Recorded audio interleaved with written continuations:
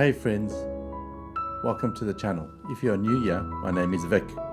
Today I'd like to talk to you about all the things that fascinate me and what I'm so obsessively curious about. So the first one is obviously my hobby and my passion for life is how to build businesses.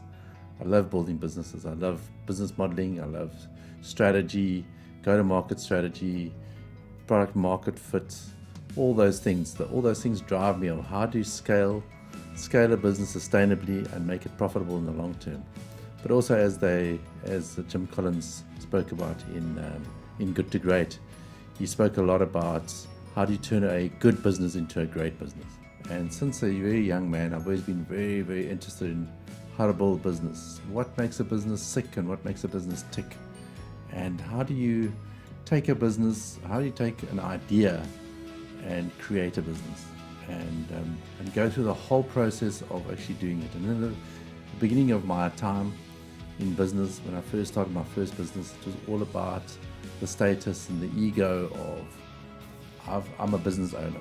Little did I know that all I was building was a self-employment agency. When you have a self-employment agency, it is literally hiring people to help pay your salary. And what most entrepreneurs do is they hire all these people to build this self-employment agency. They don't pay themselves a fair market rate, and they end up burning themselves out, and personal cost is really high because they don't understand what it takes to build a business as opposed to a self-employment agency. And some people don't know the difference, and that's been my passion. You know, I built 8 businesses from scratch. I only got to the realization after 5 businesses that I was actually just building a self-employment agency and running myself into the ground. And then I started realizing there's a better way of doing business, and I was very fortunate to get a mentor. He helped me understand how to take a self-employment agency and how to build a business. And since then I've been obsessively curious about doing it better and better, and what are all the components to actually do that transformation from going from a self-employment agency into a business. And that's really been a passion of mine. I've been so fascinated understanding the difference between a business strategy, a business model, go-to-market strategy, product market fits, business plans, all those things. So many people use those terms interchangeably, and they have very, very different meanings.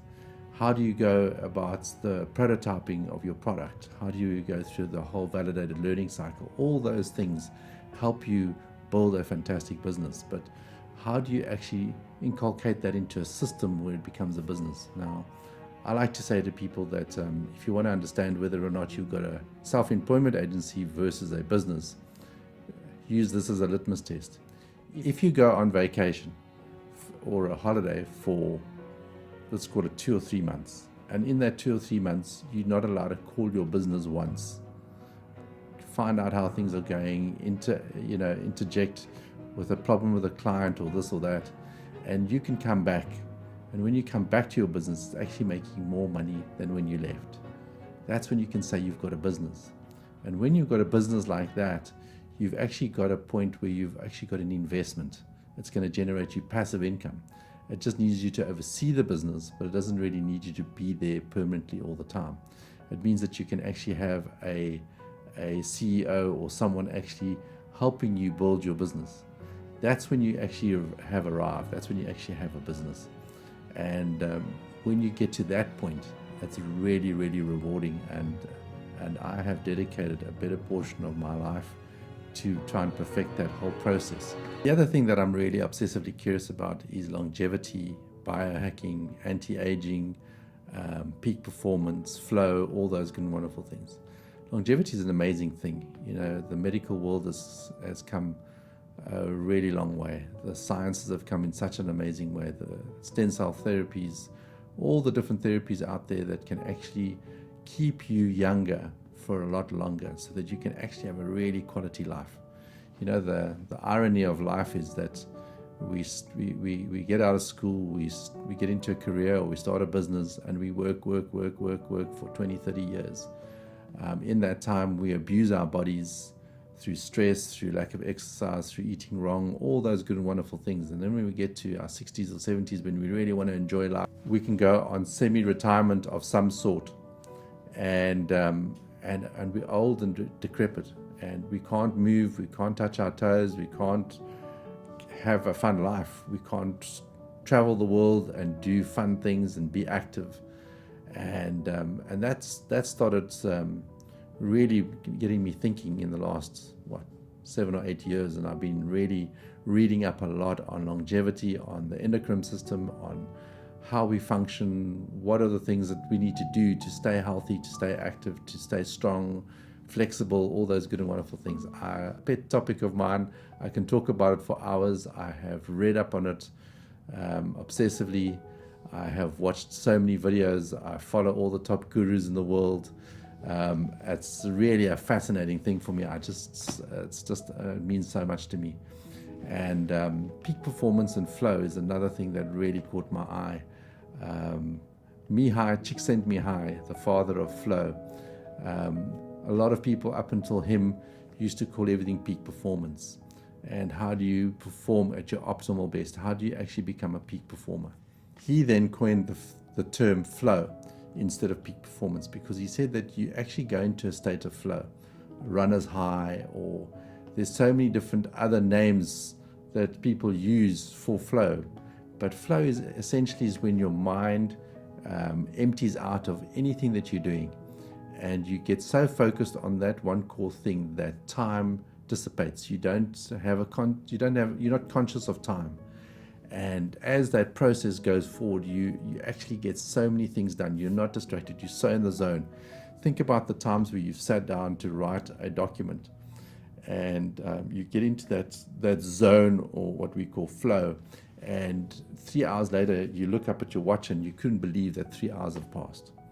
Or think about it from this perspective. You're going to jump out of a plane for the first time and go do some skydiving.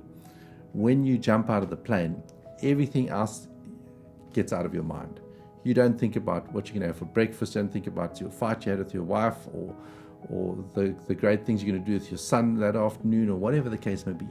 All you're focused on is, how do I get on that piece, on that ground, on Mother Earth, alive? And that is when you shut everything else. You are so in the zone, so focused on that process, and that's flow. And there's a lot of things that trigger flow, and when you can master flow, you're doing exceptionally well in life, because the top CEOs in the Fortune 500 today practice flow. The way I understand flow, and from all the experts, is when you are in flow, you are bound to get up to 15x more performance. 15x, friends. 15x is a lot. So in other words, if you did flow for 2 days of the week, you would get done what you could get in a whole week normally, and possibly more. And I have practiced flow now for quite some time. I love flow. It just adds so much to my life. You know, so many people say, only if I could have so many more hours in a day. Well, if you want to have more hours in a day, and really productive hours, and really meaningful hours, stuff that's meaningful, because the most precious thing we have on this earth is time. If you practice flow and you practice peak performance, you have an amazing ability to have such an unfair advantage, such a competitive edge on the world. Flow is such an amazing skill to have in your life. It makes a fundamental difference to how you see life, how you operate in life. It is just amazing. I can only recommend flow. And if you guys are interested, please leave some comments below, and I can try and put together some videos and some content around flow. How you go about building up the skill set of flow, what literature you need to read, etc. We're very happy to do that. The other thing that I'm really obsessively curious about is human behavior, why we do things the way we do things. I've been studying that for more than 20-30 years now, and I love the whole aspect of anthropology. But of late, we've come into a whole new era in the digital world, and in 2014, I thought about a concept called digital anthropology. How we are so different when we have our digital avatars on, when we are on Facebook or LinkedIn or YouTube, any of these networks where we actually interact with one another, how we try and portray ourselves. And I've really found that really, really fascinating, how people change, how they're seeking validation because of that dopamine squirt that they get, and they don't even realize that they're chasing dopamine squirts. They're chasing validation, they're chasing acceptance. And that's one of the things that led me to be fascinated about how to create fantastic videos, because people's attention span has just got shorter and shorter and shorter with the advent of this digital world that we live in. And to get people's attention, to get people to engage with people, to get people's attention just about to communicate something with them, you have to be really, really good at video production. You have to be really good at how do you communicate through the video world, because people don't want to read anymore. They're not interested in reading. There's a very, very few people that would read more than a page, never mind a book. Is to be able to get to the point of how do I create messages, how do I use videography to be able to get to the point of getting attention of people. And I think it's going to be a question I'll have to try and answer to myself until I die one day. I think you'll be successful in some instances and not so successful in others, but I'll keep trying to find new and meaningful ways to be able to connect with people and to see how that works, because in today's world that really affects businesses. And as you know, I'm really passionate about building businesses. If you cannot communicate with your customer effectively, you don't have a business. And long gone are the days where you take out a newspaper ad or you place an advert on television or one of those things. That doesn't work anymore. How do you co-create with your customers? How do you actually go through all those processes? It's a whole very different ball game, as we all know. And we're all trying to crack that code of how can we consistently communicate with new prospects and with existing customers in effective ways that is really helpful to them and to us. So people behavior is a major interest of mine. The other thing that I'm really interested in is technology. I find technology very fascinating. All forms of technology is changing our world fundamentally. It's impacting healthcare, it's impacting longevity, as we spoke about, it's impacting business in a major way, it's impacting our personal lives in a profound way. And I'm an avid reader and I'm an avid follower. I use a lot of technology in my own life. I buy a lot of gadgets. I love buying gadgets. I love nerding out on technology, and of late I've nerding out on videography and all that type of equipment. It's been really fantastic. It's been a real journey to get into this process. I'm really enjoying it very, very much. The other things that I'm interested in is I love to travel. I love meeting interesting people. I love playing golf. And I enjoy personal knowledge management because it's so important in today's world. To try and store this information in our brains is impossible. And if we don't have a good personal knowledge management system to be able to keep all that information at hand through an app, through whatever it might be, you're really at a disadvantage in this world to be able to make a real difference and to add a lot of value to different businesses or people or whatever the case may be in your life. But personal knowledge management systems in today's world, for me, is a rule to play. It's not even a rule to win. You need to be able to have a personal knowledge management system if you just want to play in the game.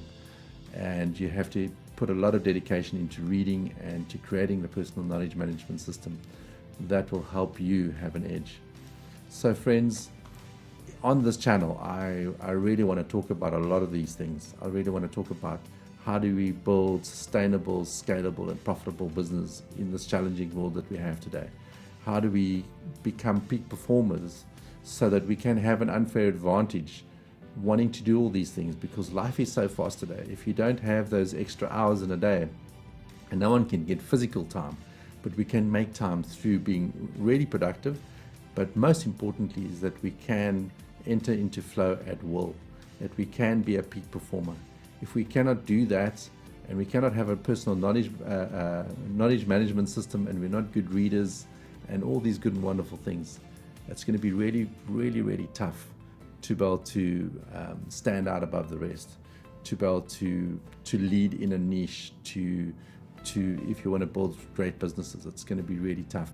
A CEO mainly gets appraised on the quality of the decisions that he or she makes, because the decisions that they make really affect the strategy of a business in fundamental ways. They can make small decisions that can have big impacts on their strategy.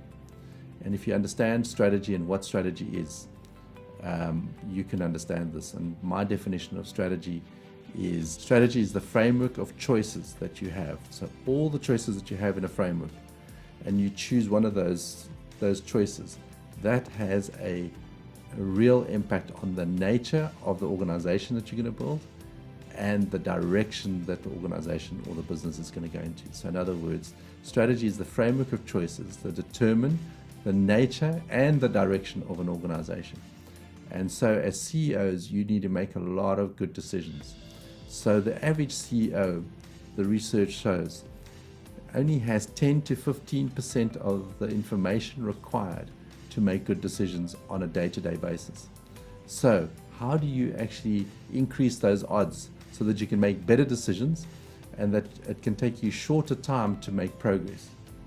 You can do that by having a proper personal knowledge management system. You can do that by practicing proper flow, by understanding good business methodologies, all those good and wonderful things. All those things together really come down to helping you get there. And obviously understanding yourself, your personal behavior, why you do the things that you do, and what could you do to do things differently to make you a lot more productive, so that you can make a lot better use of the time that you can have, so that you don't have to just work, but that you can work hard. Through flow you can get ahead, but you can also have a lot of fun. You can also spend a lot of time with the people that you love, and that you can actually make a meaningful difference in this world. I really look forward to exploring all the things that I'm obsessively curious about, and if there are some of them that resonates with you, stay tuned to the channel, subscribe, and let's go on this journey together and figure out how could we actually really have so much more enjoyment, so much more fun out of life, build fantastic businesses, and be Superman-like in our professional worlds, where we can actually achieve more in a shorter space of time, so we can actually have a fun life. So stay tuned, have a fun day, and goodbye.